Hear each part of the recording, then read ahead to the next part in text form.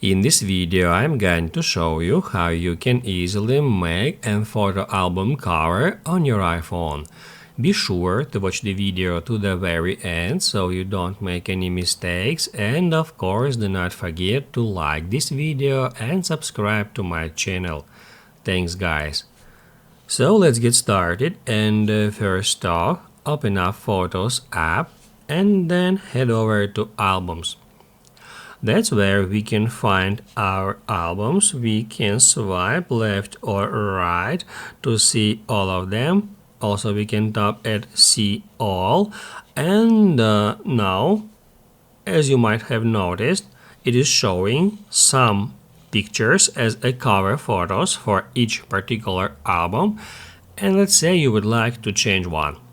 To do that, we need to get into album.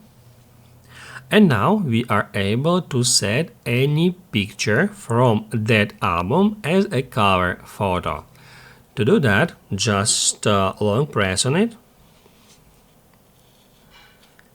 and then tap at Make Key Photo. Then we can go back to albums, and as you can see, the photo has just been changed. If this video helped you out, don't forget to hit the like button.